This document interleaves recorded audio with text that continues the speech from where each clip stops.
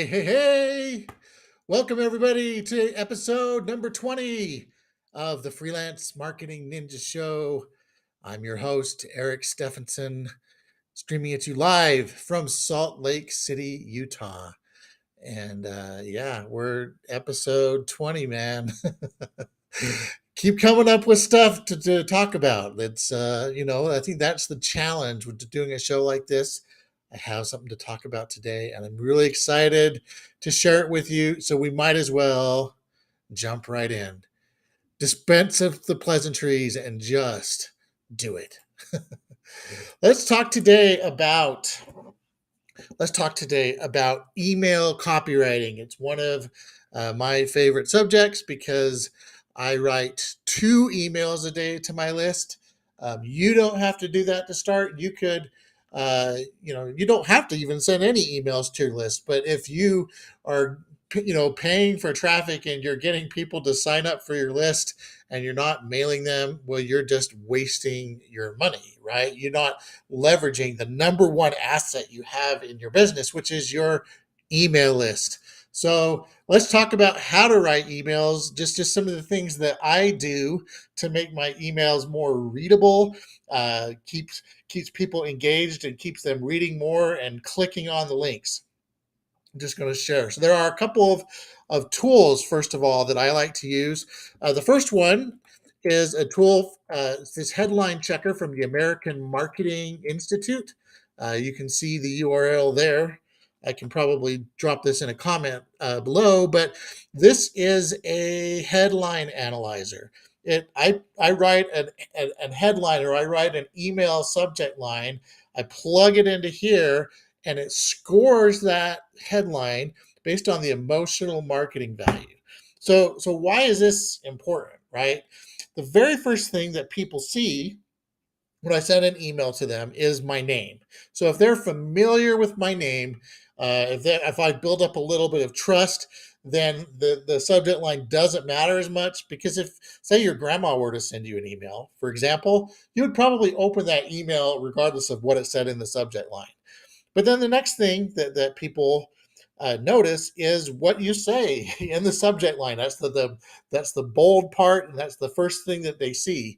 And you've got to pique people's curiosity. You've got to write something that's going to make them want to open that email. And by writing something that has good emotional marketing value, you have a chance of actually spiking that curiosity and getting somebody to actually open the email that you sent to them. So one of the things that I like to do to create that curiosity is I like to use questions.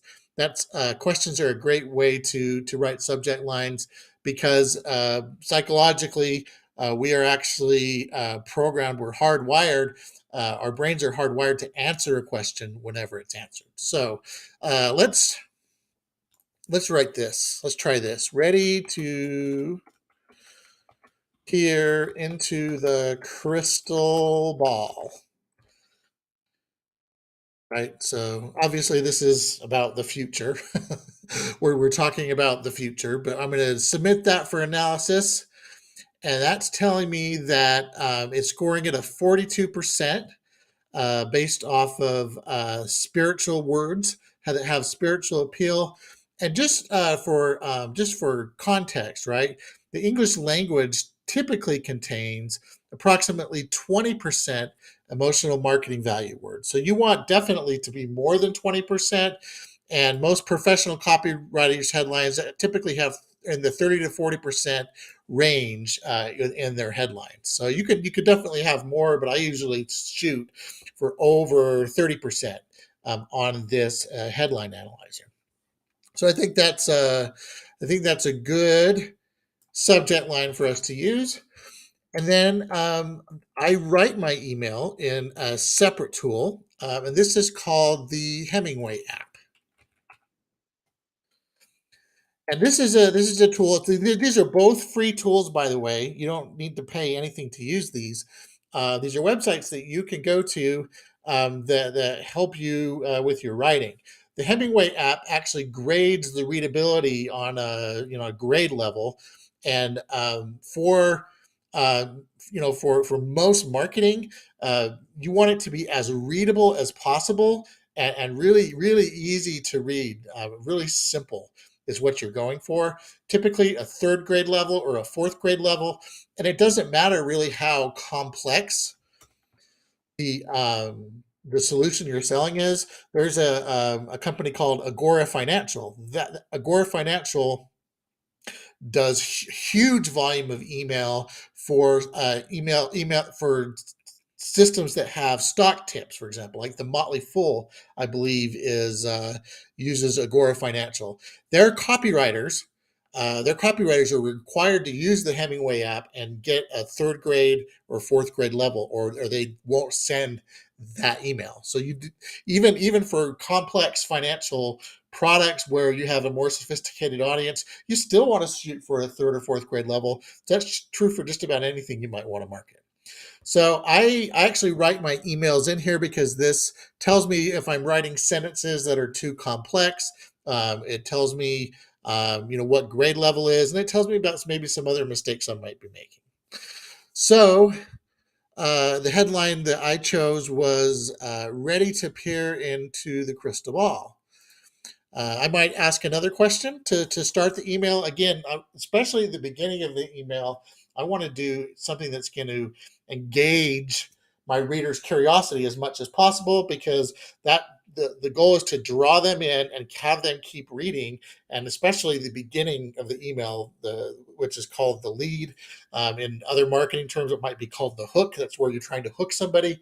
You really want this to grab somebody's attention. So I'm making the assumption that my readers are thinking about the future a lot. That's the customer avatar I've developed says that they're actually concerned about the future, maybe concerned about retirement. So I might ask a question. What do you think your future looks like?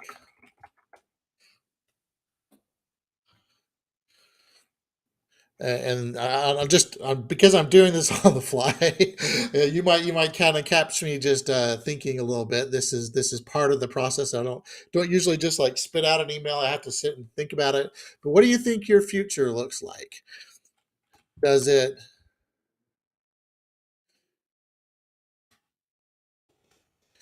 Can you imagine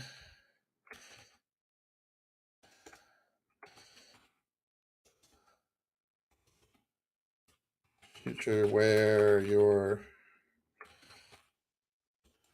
traveling as much as you'd like,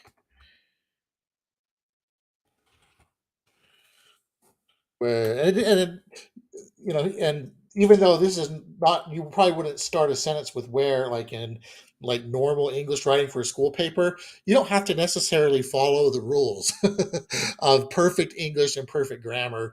You actually want this to read like you might just be speaking out loud. So assuming words that are there that aren't really on the page is totally fine. Where time to spend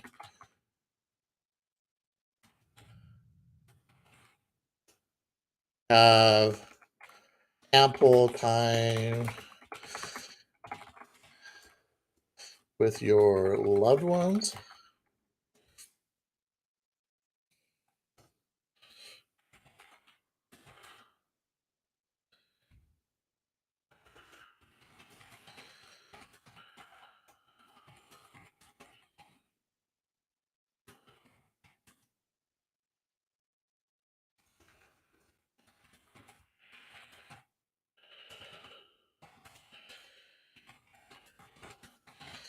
Still going to be working long hours,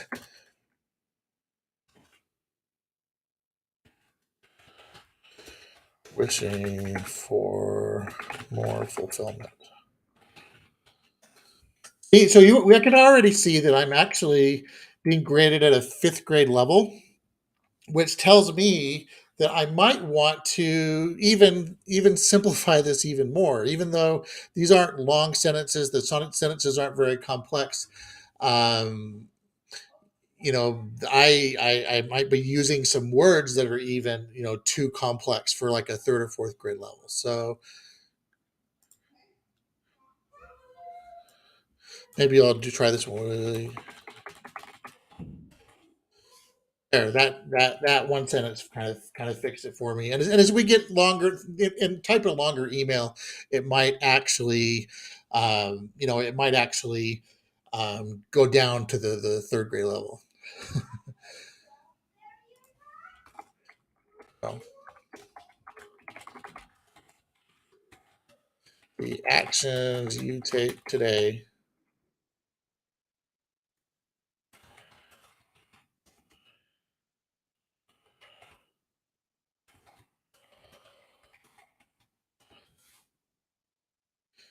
Uh, See, I'm going to just simplify that to keep it. That is, see, this can be challenging sometimes to get it really into that third or fourth grade level. Uh, Maybe would you agree? What you do today could determine what that looks like. I'll have to maybe come back to this. Or maybe in the rewrite we can fix it. But let me just get out stream of consciousness what's on my mind, and then we can see if we can get that down to the third or fourth grade level.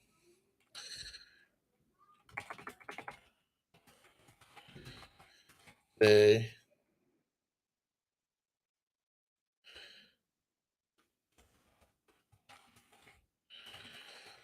looking for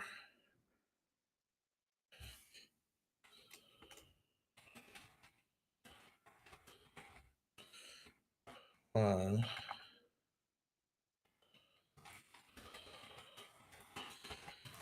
that will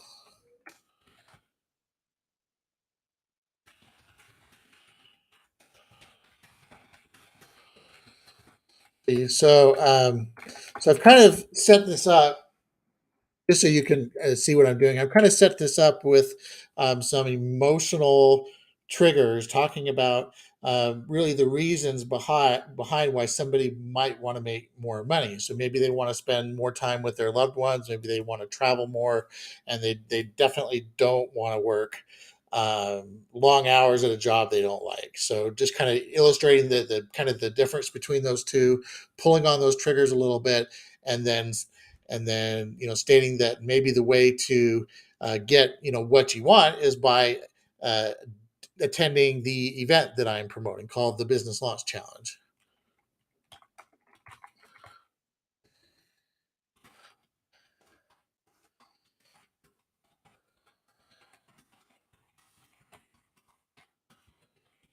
And it's the easiest way to launch a business from scratch.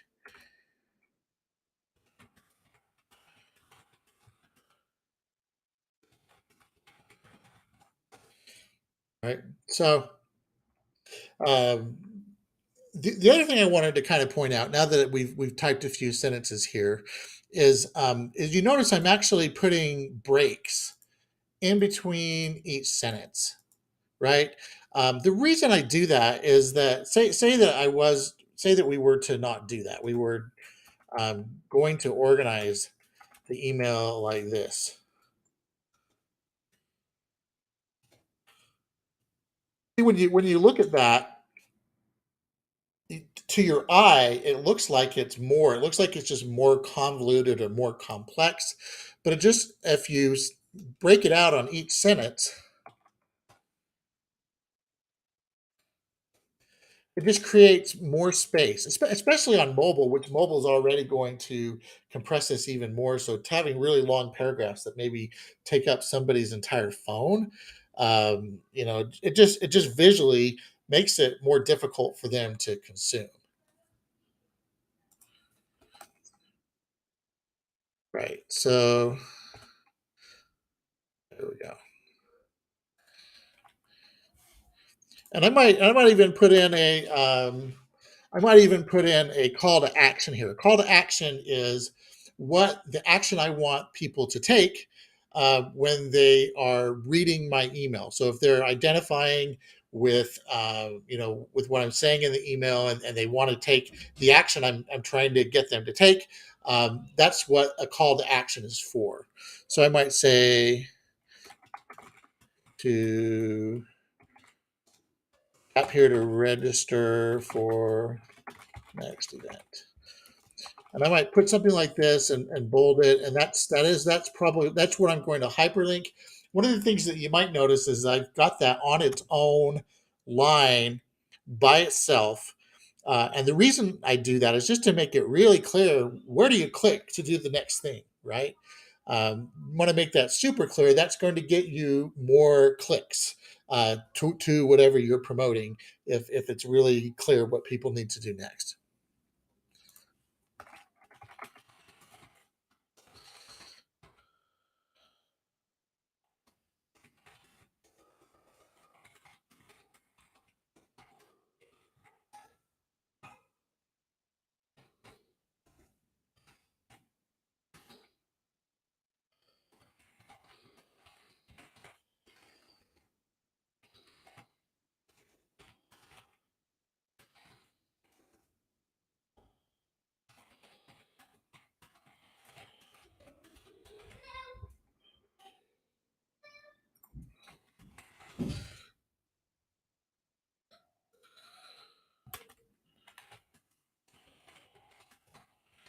Yeah, I'm just using bullet points to really tell the tell the reader exactly what they'll get when they attend the business launch challenge, right?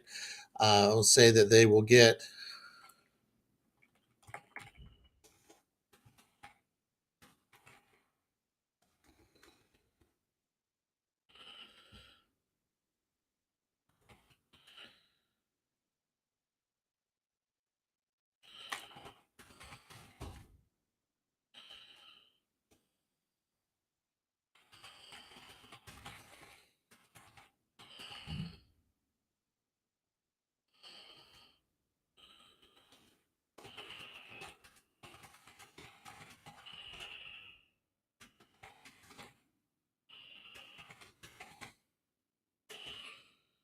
right, and then we might do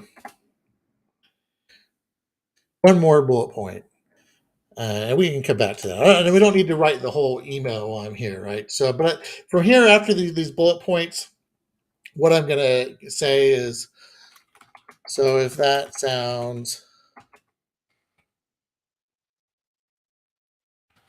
something that create the future you want,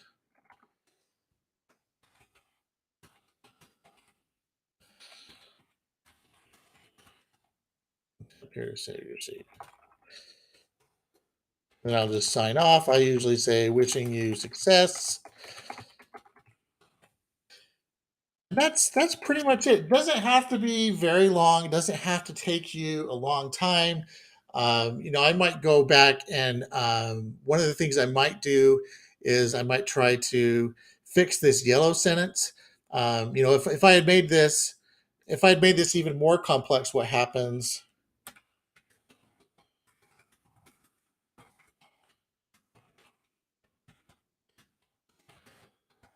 See that? And so when it gets really super complex, and it's very hard to read it, it actually marks it as red, right? But it's yellow. One yellow sentence isn't necessarily the end of the world. But what I might do at this point is I might try to, I did talk about door number one, so I might want to make it more clear that this first future is door number one, and then might want to actually read through this email out loud just to make sure that it reads really smoothly. Like if there's any words I'm stopping on, if I'm stumbling as I read it, I may want to actually rewrite some of those sentences. So the other thing that I just wanted to point out, again, I talked about earlier how I was trying to pull on some emotional triggers here. And the reason you do that as a marketer is that people buy based on emotion, right? They make all purchasing decisions are based on emotion.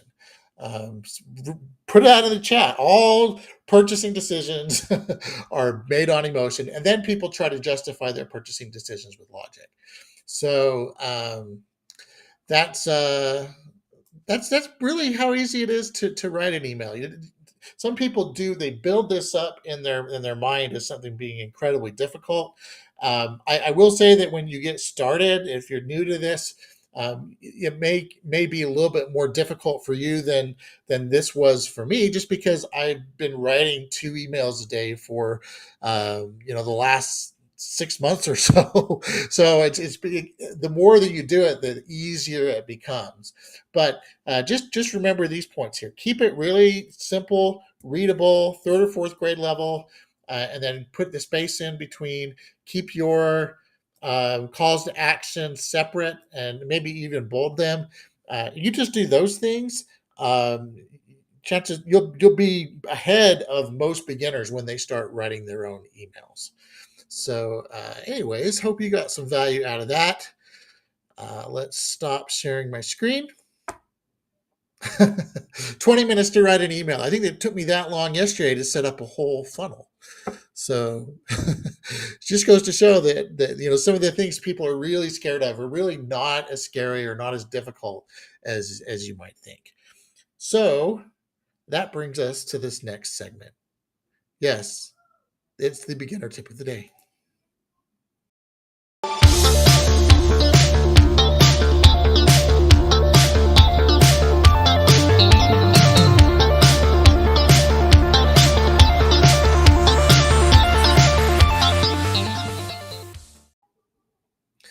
Beginner tip of the day. This is for you if you're brand new, you're wondering, what have I got myself into?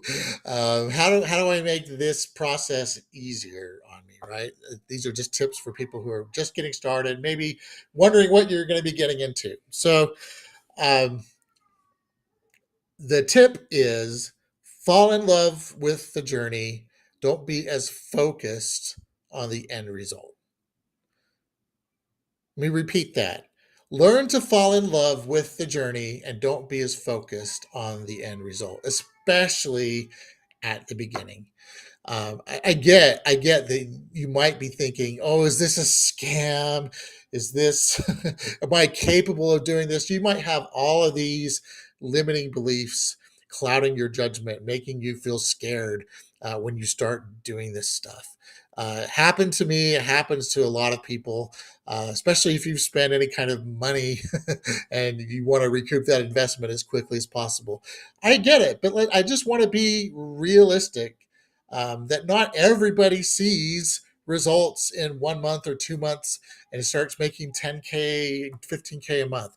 There are people that do. They're wonderful success stories. It's amazing they can do that.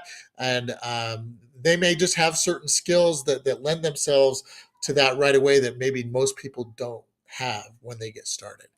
Um, and I just want to tell a story. There's somebody from the community where I learned freelance marketing.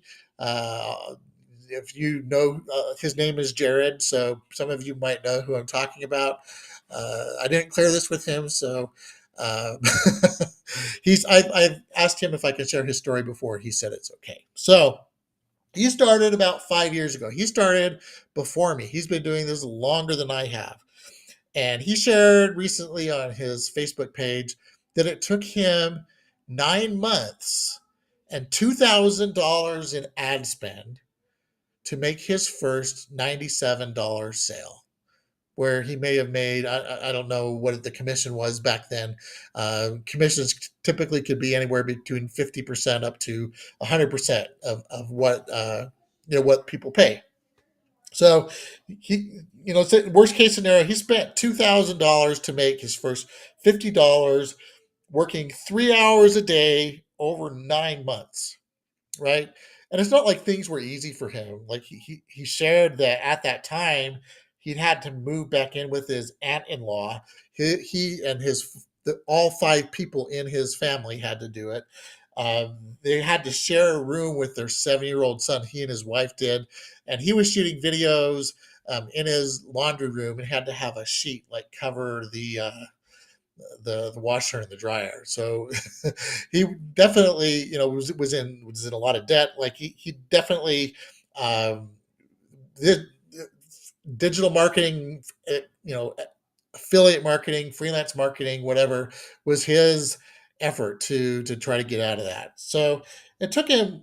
It may not even taken him another year or two to really get his stride. But today, he's a full time digital marketer. He said he's almost out of debt. I've seen him post several times over the past couple of years of hitting $10,000 plus a month. So he's not a millionaire yet, right? But he's doing better than a lot of folks, right? A lot of folks that start this are looking to get the freedom and become their own boss. Well, he's living that dream now. It took him a little bit longer than maybe some of the get rich scheme stories tell you, but is it worth it? Is it worth it to really take the time, learn a new skill, take control of your future, and get the confidence to to not have to go work for a boss? I would argue yes. I'm really proud of what Jared's accomplished, and I think he's a good role model for a lot of people in our community. So fall in love with the journey. Don't be as focused so much on the results, because if that's all you're focused on, um, if you never hit those results, you're going to end up probably quitting too soon. And if Jared had quit too soon, if he didn't really fall in love with the journey, he wouldn't be where he's at today. He might still be living with his aunt-in-law, right? So that is today's show. Hope you got some value out of it. Drop a comment below. Give me some, emojis or emoticons or reactions. I don't know what Facebook and YouTube call these anymore. I should know that as a digital marketer, but I don't. Talk to you tomorrow. I'm going to try to do a show tomorrow, even though the business launch challenge, I'm going to be tutoring at it. So maybe that's something to talk about on tomorrow's show. Catch you tomorrow. Bye bye.